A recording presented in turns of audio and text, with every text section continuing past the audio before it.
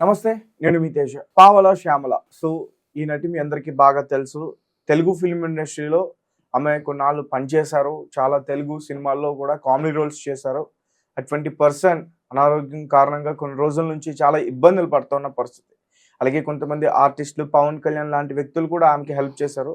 So ఆ person ఈరోజు చాలా దీనమైన స్థితిలో ఉన్నారని చెప్పాలి. అంటే ఫుట్పాత్ పైకి వచ్చేసిన పరిస్థితి. కొంతమంది వ్యక్తులు ఆమెను చూసి గుర్తించి ఈమె పావల శ్యామల ఒక నటి అంటూ కూడా రీసెంట్గా హాస్పిటల్కి తీసుకెళ్లారు. రైట్, దీని గురించి మనతో పాటు డిస్కస్ చేయడానికి సినీ క్రిటిక్ విజ్ఞాన్ దాస్రే గారు ఉన్నారు. ఆయనతో మాట్లాడతాం. నమస్తే. నమస్తే. సో పావల శ్యామల మంచి మంచి కామెడీ రోల్స్ ఇవన్నీ కూడా చేశారు. ఇప్పటికీ ఆమె ఏదైతే డైలాగ్స్ చెప్పిన అవన్నీ కూడా చాలా ఫేమస్. అటువంటి పర్సన్ కొన్ని రోజుల నుంచి అనారోగ్యంగా బాధపడుతున్నారు. అయితే రీసెంట్గా ఫుట్పాత్ పైన కూడా వచ్చేసిన పరిస్థితి. అంటే ఎవరు పట్టించుకోవట్లేదని చెప్పి ఏం చెప్తారు? సినిమా ఆర్టిస్టులకి సినిమాలు తప్ప ఇంకా వేరే ఏమీ తెలియదు, లేదా సీరియల్స్. మోస్ట్లీ లేడీస్ అయినా జెంట్స్ అయినా వాట్ ఎవర్, ఉన్నంతకాలం బాగా బిజీగా ఉన్నప్పుడు ఏదైనా ప్రాపర్టీ కొనుక్కుంటే తర్వాత అదే వాళ్ళకి జీవితాంతం పనికి వస్తూ ఉంటుంది. అద్దీంట్లో ఉంటూ క్యారెక్టర్ల కోసం వెళ్ళే వాళ్ళకి ఏంటంటే అది తప్ప ఇంకేం తెలియదు. మళ్ళీ క్యారెక్టర్స్ రాకపోతే ఇవన్నీ భారాలు అయిపోతాయి. ఏదో రకంగా మా మెంబర్షిప్ ఉంటే అక్కడ నుంచి కొంచెం ఇంతో పెన్షన్ ఎంతో వస్తే దాంతో అలా నెట్టుకుంటూ వెళ్తారు. లేదా సింపుల్గా చెప్పాలంటే అడుక్కుంటూ బతుకుతారు. వాళ్ళని ఇంత ఇవ్వండి, అంత ఇవ్వండి, అంత ఇవ్వండి, ఇంత ఇవ్వండి, ఇంక వేరే దారే ఉండదు వాళ్ళకి. మోస్ట్లీ కొంతమందికి ఏదైనా చిన్న బిజినెస్ లాంటివి ఏమైనా పెట్టుకుంటారు, బొటిక్లో, లేకపోతే అంటే కొంచెం తెలిసిన వాళ్ళు మేకప్ స్టూడియోస్, హెయిర్ స్టూడియోస్ ఇలాంటివి పెట్టుకునే వాళ్ళు ఉంటారు. ఇంకొంతమంది అంటే ఏ నాలెడ్జ్ లేని వాళ్ళు ఏం చేయలేక పాపం అలాగే ఉండిపోతారు. అట్లా పావల శ్యామల లాంటి వాళ్ళు చాలామంది ఉన్నారు యాక్చువల్గా చెప్పాలంటే ఇండస్ట్రీలో. బోల్డ్ అంతమందికి అందులో ఒకప్పుడు చాలామంది ఉండే, అందులో 100లో కొంచెం శాతం మందికి చిత్రపురిలో ఇల్లు దొరికాయి. గుడ్ అంటే మరీ గుడ్ అని కాదు, ఓ పనుల అట్లాంటి క్యారెక్టర్స్ చేసిన వాళ్ళు జూనియర్ ఆర్టిస్టులుగా వెళ్ళలేరు పాపం. జూనియర్ ఆర్టిస్ట్కి వెళ్తే రోజు పని ఉంటుంది వాళ్ళకి. ఆ కార్డు ఒకటి తీసుకున్నాం అనుకో, మార్నింగ్ 5 o'clockకి వెళ్ళి అక్కడ నిలబడితే తీసుకెళ్తారు, ఫ్రీగానే తీసుకెళ్తారు, ఫ్రీగా తీసుకొస్తారు. ఆ రోజు ఫుడ్ అంతా వాళ్ళే పెట్టుకుంటారు. వచ్చినందుకు 1000-2000 ఎంతో చేతిలో పెడతారు. అట్లా ఓన్లీ జూనియర్ ఆర్టిస్ట్గా చేసుకుంటూ హ్యాపీగా బతికిన వాళ్ళు ఉన్నారు. సెట్ ప్రాపర్టీ వాళ్ళు, సెట్లు వేస్తూ ఉంటే వీళ్ళు వెళ్ళి సహాయం చేసేవాళ్ళు, షూటింగ్లకి క్యాబులు తిప్పేవాళ్ళు, ఆర్టిస్టులకి అసిస్టెంట్లుగా వెళ్ళేవాళ్ళు, గొడుగు పట్టేవాళ్ళు, ఇంకే వాళ్ళకి వాటర్ బాటిల్ అవి ఇవి ఇచ్చేవాళ్ళు, అద్దం చూపించేవాళ్ళు. మేకప్ మ్యాన్ ఉంటాడు, కాకపోతే వీళ్ళు ఓన్ మేకప్ వేసుకుంటారు కదా, అప్పుడప్పుడు అద్దం చూపిస్తూ ఉంటే వాళ్ళు సర్దుకుంటూ ఉంటారు షార్ట్ క్యాప్లో. ఇట్లా డిఫరెంట్ పీపుల్స్ ఉంటారు. వాళ్ళందరూ ఇక్కడ ఉంటారు కాబట్టి ఉపాధి కలుగుద్ది. కానీ ఒక ఆర్టిస్ట్ 4 మంచి క్యారెక్టర్లు పడ్డాయి, 10 సినిమాల్లో ఒక గుర్తింపు వచ్చింది, ఈమె లేకపోతే ఇతను అని, వాళ్ళు ఏంటంటే మళ్ళీ తక్కువ చేయలేరు పాపం. అలానే ఎక్కువ డిమాండ్ చేసినా వాళ్ళని పెట్టుకోరలే. అట్లా డిమాండ్ చేసి అడ్రస్ లేకుండా పోయిన వాళ్ళు కూడా ఉన్నారు. బట్ ఏదైనా సర్లేదు, పని చేసే వాళ్ళంటే టీవీ సీరియల్స్ కూడా చేస్తారు. టీవీ సీరియల్స్ ఎంత ఇస్తారు? పర్ డే 5,000, 10,000 ఒకప్పుడు ఇచ్చేవాళ్ళు. ఇప్పుడు ఒక 20,000, 30,000 ఇస్తున్నారు. అది కూడా అక్కర్లో వాళ్ళకి. నువ్వు 5,000 ఇచ్చినా పర్లేదు, ఒక క్యారెక్టర్ ఇస్తే వాళ్ళు చేస్తామంటారు. వాళ్ళకి అదంటే ఆ 5,000 చూసి వచ్చిన వాళ్ళే కాబట్టి, నువ్వు 50,000 ఇస్తే నేను చేస్తాను కూడా అంటారు. క్యారెక్టర్ ఇస్తే చాలు చేస్తావు. ఆ టీవీ సీరియల్ ఎలాగో 5,000, 10,000కి ఈవిడ వస్తుంది కదా అని చెప్పేసి ఈవిడ్ని నెలలో ఒక 4-5 రోజులు పిలుస్తారు. ఆవిడ మీద ఎక్కువ సీన్లు రాసుకుంటారు, ఫ్రెండ్లీగా ఉంటుంది. అదే 30,000-50,000 డిమాండ్ చేస్తారు, నెలకు ఒక రోజే పిలిచి వాడికి 30 డ్రెస్సులు చేంజ్ చేయించేసి ఆ 30 సీన్లు తీయించేసి పంపిస్తారు. వీళ్ళు కూడా తెలివిగానే వాడుకుంటారు నువ్వు ఎంత డిమాండ్ చేస్తే. సో అట్లా ఈవిడ పాపం మంచి మంచి సినిమాలు చేసింది, గుర్తింపున్న క్యారెక్టర్లు చేసి. ఇప్పుడు ఆంధ్ర వాళ్ళ మనకి ఇంకా గుర్తు, ఆ ఫోన్ కామెడీ ఇంకా గుర్తు, మనసంతా నువ్వే, ఇట్లాంటి సినిమాల్లో ఇంకా బాగా గుర్తే మనందరికీ కూడా. మంచి క్యారెక్టర్స్ చేసింది. ఒక టైంలో ఇంకా ఏంటో ఇంకా ఏమీ లేదులే అన్నట్టుగా పాపం అనారోగ్య కారణాలు కూడా ఉంటాయి. ఎందుకంటే వీళ్ళకి వయసు భారం ఉంటుంది కాబట్టి షూటింగ్ ఫుడ్డే తింటారు, ఇంకా బయట ఫుడ్ తెలియదు మనకి, ఇంట్లో ఏం చేయలేదు. తర్వాత ఇంటి ఫుడ్ వండుకుంటూ ఏదో రకంగా ఉంటూ చేతిలో ఇంత ఉంటే అవి తరిగిపోతూ ఉంటాయి. బ్యాంకుల్లో దాచుకోవడం కూడా వీళ్ళకి తెలియదు పాపం, అంత ఇదిగా ఉంటారు. జీపేలు, ఫోన్పేలు కూడా తెలియదు, ఎలా వాడాలో కూడా తెలియదు. ఈమెకు తోడు ఇంకో కూతురు, ఆవిడ పరిస్థితి కూడా బాగాలేదు, ఆవిడ కూడా అనారోగ్య సమస్యలే.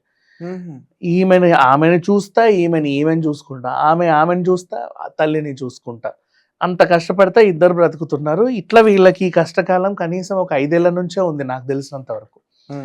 అప్పుడు తెలిసిన వాళ్ళు కొంతమంది వాళ్ళు అవి ఇవి ఇచ్చుకుంటూ కొంచెం గడుపుకుంటూ వచ్చారు.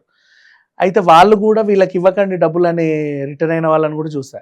ఎందుకు ఇవ్వద్దు అంటున్నారు వాళ్ళకంటే, మేము సామాన్లు పట్టుకెళ్తుంటే వాళ్ళు డబ్బులు అడుగుతున్నారు, సామాన్లు వద్దండి మాకు డబ్బులు ఇవ్వండి అంటున్నారు, ఎంత కొవ్వు ఎక్కింది వీళ్ళకి అని వాళ్ళు మాట్లాడడం. వాళ్ళకి అర్థం అవ్వాలి. యాక్చువల్ విషయం ఏంటంటే, నువ్వు ఇచ్చే సామాన్ నాకు పనికి రావచ్చు, పనికి రాకపోవచ్చు కదా, నీకు తెలియదు కదా. అదే డబ్బులు ఇస్తే నాకు కావాల్సింది ఏదో నేను కొనుక్కుంటా కదా. అదేనా అంతే. ఇప్పుడు నువ్వు 2000 పెట్టి ఒక స్టవ్ ఇస్తున్నావు, ఆ 2000 క్యాష్ ఇవ్వు, వాళ్ళు నచ్చింది కొనుక్కుంటారు, నీకెందుకు అవన్నీ. నువ్వు ఇచ్చిందే బలవంతంగా తీసుకోవాలని రూల్ ఏముంది. వాళ్ళ అవసరాలు అవి. అండ్ మీరు ఇవి ఇస్తారు, టొమాటోలు, పచ్చిమిర్చిలు అన్ని, కూరగాయలు 4 రకాలు, బియ్యము, పప్పులు, ఉప్పులో 4 రకాలు. వాళ్ళు తింటారా లేదా అనేది నీకు తెలియదు కదా. ఇప్పుడు మీ ఇంట్లో నేను సహాయం చేశాను అని చెప్పేసి 10 రకాల కూరగాయలు పంపా. బీట్రూటు, క్యారెట్, బీన్స్, క్యాప్సికము, ఇంకా దొండకాయ, బెండకాయ, బీరకాయ, దోసకాయ, సోరకాయ పంపా. నీకు తెలుసా కొంతమంది ఇప్పుడు నేను చెప్పిన లిస్ట్లో ఏది ఎవరు తినరు. చాలా మంది పిల్లలకి అవన్నీ మంచివే తినరు, కానీ మంచివే, కానీ ఇంట్లో వాళ్ళ అమ్మలు వండితే ఆ రోజు తినరు. బెండకాయ, చిక్కుడుకాయ, అమ్మో చిక్కుడుకాయ అంటారు. అసలు ఆకుకూరలు కొంతమంది తినరు, కానీ వీళ్ళు ఇవ్వడం మాత్రం 2 కిలోలు ఇట్లా తినండి అని ఇస్తారు. నువ్వు ఇచ్చేది అందరికీ కనబడుతుంది, వాళ్ళు తీసుకునేది అందరికి కనబడుతుంది, కానీ వాళ్ళు తినేది మీకు ఎవరికి తెలియదు. అది పనికిరావు వాళ్ళకి. They don't eat that. అసలే లేని దానికి నేను ఇచ్చింది తింటే నీకు కొవ్వా అనేలాగా మాట్లాడతారు వీళ్ళు. Should not do that. వాళ్ళు రొట్టె ముక్కే తినని, లేకపోతే ఇంకేదైనా గంజి తాగని, వాళ్ళకి అదే ఇష్టమేమో, ఇచ్చేయి. 4 రూపాయలు ఒక 500 నోట్ ఇవ్వు, నచ్చింది కొనుక్కుంటారు. అట్లా వీళ్ళు ఏం చేశారంటే విషప్రచారం చేసింది ఆవిడ. దాన్ని విషప్రచారం అనే అంటే ఆవిడ తరఫున కొంతమందిని తీసుకెళ్ళి చెబితే ఆవిడ ప్రచారానికి 10 మంది వీళ్ళకి సహాయం చేశారు. తర్వాత మళ్ళీ ఈవిడే చేయకుండా వాళ్ళకి సహాయము, డబ్బులు అడుగుతున్నారు, సామాన్లు ఇస్తే తీసుకోవట్లేదని మళ్ళీ చెప్పింది. ఇచ్చే వాళ్ళు కూడా వెనక్కి వచ్చేసారు. వాళ్ళకి అంటే కావాలని అడుగుతున్నారు ఇంకేంటో. బట్ నిజంగా ఇంటికి వెళ్ళి చూస్తే ఆవిడ వణుక్కుంటానే ఉంటుంది, వాళ్ళ కూతురు కూడా వణుక్కుంటూనే ఉంటారు. వాళ్ళకున్న ప్రాబ్లం అలాంటిది. కనీసం రోజు ఇప్పుడు నువ్వు ఇన్ని ఇచ్చావు, టాబ్లెట్లు ఇస్తావా, ఇవ్వలేవు. వాళ్ళకి ఏ రోగం ఉందో దానికి ఏ డాక్టర్ ఏం రాశాడో నీకు తెలియదుగా. ఈ సామాన్లన్నీ ఇచ్చావు, ఆ రాసే డాక్టర్ కూడా ఏవి తినమంటాడో ఏవి తినొద్దంటాడో కూడా నీకు తెలియదుగా. కొన్ని జబ్బులు ఉన్న వాళ్ళు దుంపలు తినకూడదు, కొన్ని జబ్బులు ఉన్న వాళ్ళు ఇంకేవో తినకూడదు, ఇంకేదో కొంతమంది పప్పులు తినకూడదు, ఇంకొంతమంది ఇంకేవో తినకూడదు. వాళ్ళకి ఏం కావాలో వాళ్ళకి తెలుసు. ఈరోజు బతకడానికి ఏం కావాలో అంత తెలుసు. ఇంత తింటారేమో మా అయితే 2 ముద్దలు, ఒక ఇడ్లీ తింటారేమో, ఇంకేమైనా తింటారేమో, నీకెందుకు సహాయం చేయొచ్చు, చేయలేదు. అలా వాళ్ళ దగ్గర ఉన్న నిల్వలు కూడా తగ్గిపోయాయి. ఆశ్రమం మీద ఆధారపడ్డారు, ఇంకెవరి మీద ఆధారపడ్డారు, ఇంకొకరి మీద ఆధారపడ్డారు, ఇంకేమీ లేవు. సోషల్ మీడియాలో కూడా చాలా వైరల్ అయిపోయి తెలిసిన వాళ్ళు 10వ పొరకో సహాయం చేస్తూ వస్తున్నారు. సడన్గా ఏమైంది, గుండెపోటు లాంటి ప్రాబ్లం ఏదో వచ్చింది, ఇక్కడ నొప్పి. అది గుండెపోట లేకపోతే గుండె లోపల నొప్పాలకి ఇక్కడ ఏమైనా నొప్పి కూడా తెలియదు ఆవిడికి. బాబు అని చెప్పితే ఒక ఆయన కార్ తీసుకొచ్చాడు, ఎక్కింది. ఆయన తీసుకెళ్ళి దగ్గరలో ఉన్న మంచి ఏదో రిచ్ హాస్పిటల్ ముందు దింపేశాడు. అట్లాంటి హాస్పిటల్ ఏంటంటే నువ్వు అదేదో ఎంట్రన్స్ దగ్గర కన్సల్టేషన్ ఫీజు ఏవో ఉంటాయి కదా. నాకు హాస్పిటల్స్ నాలెడ్జ్ చాలా తక్కువ, నేను ఎప్పుడు పోను, అందుకే నాకు తెలియదు. సో ఈ కన్సల్టెన్సీ ఫీజులు ఇవన్నీ కట్టడానికి కూడా వాళ్ళ దగ్గర ఉండవు. అంతెందుకు ఆ దింపిన క్యాబోడికి ఇవ్వడానికి కూడా ఉండవు. కానీ ఏదో అయింది ప్రాబ్లం, దగ్గరలో ఏదైనా హాస్పిటల్ తీసుకెళ్తే వాళ్ళు చూస్తారేమో అన్న ఆశతో వచ్చింది. వాడేమో రూపాయి లేదని చెప్పి దగ్గర రానివ్వాల. సార్ నేనేం చేసుకున్నా అంటే ఏమైనా తీసుకురావడేపా అని ఉన్నారు. అలాగే తీసుకెళ్ళి కుక్కటిపల్లి రోడ్డు మీద దిగడా అని చెప్పి ఆడ పడేసి వెళ్ళిపోయాడు. రోడ్డు మీదే, ప్లాట్ఫామ్ మీద. అది ఏంటో అంటే ఆ టైంకి ఇప్పుడు నీకు కారు ఉంది, పొద్దున్న నుంచి తిరిగే ఉంటావు, కనీసం ఒక 1000-2000 జేబులో కూడా ఉంటాయి, లేదా ఆన్లైన్లో కూడా కనీసం ఒక 20,000 ఉంటాయి, ఏమో నాకు తెలియదు. నువ్వు మంచి మనసుతో ఆమెకు 100 రూపాయలు ఇచ్చి కూడా పంపొచ్చు.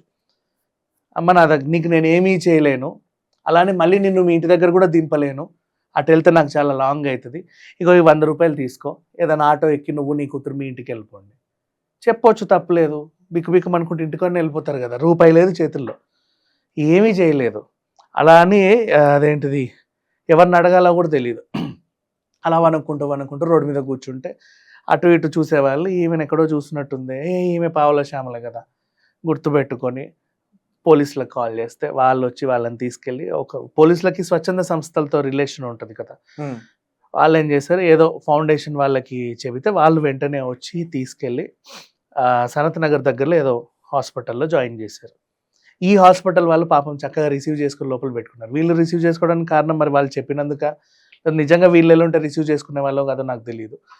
చేసుకున్నారు. అక్కడ ఏదో బెడ్ పైన ఆవిడ ఉంది, ప్రజెంట్ ప్రాణాలతో ఉంది, సంతోషం ఇంకా చెప్పాలి అంటే.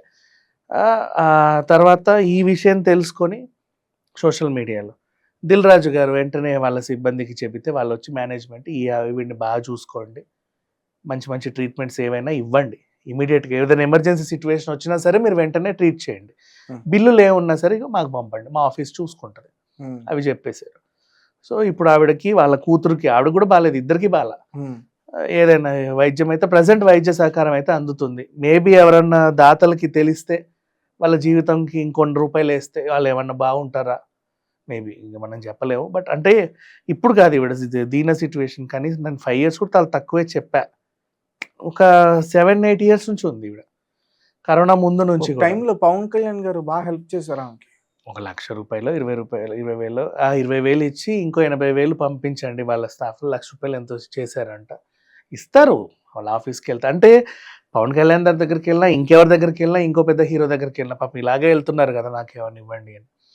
నువ్వు ఆ 1,00,000 ఇచ్చే బదులు ఆయన సినిమాలో 4 ఛాన్సులు ఇప్పించుంటే బాగుండేది. ఆమె యాక్టింగ్ చేసే పొజిషన్ లో లేదు. అదే చెప్తున్నా, యాక్టింగ్ చేసే పొజిషన్ లో లేరు, కానీ మనం యాక్టర్స్ ని వాడుకునే పొజిషన్ లో మనం ఉన్నాం తెలుసా.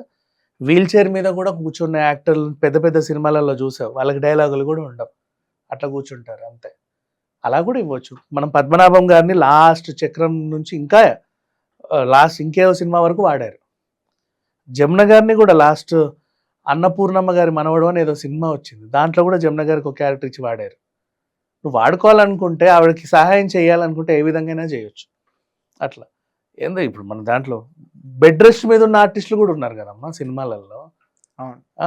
ఆ బెడ్ మీద పావుల శ్యామలు ఎందుకు పడుకోవద్దు ఆ షార్ట్స్లో? ఆ రోజు ఆవిడకి ఎందుకు ఇవ్వకూడదు? Right, thank you so much.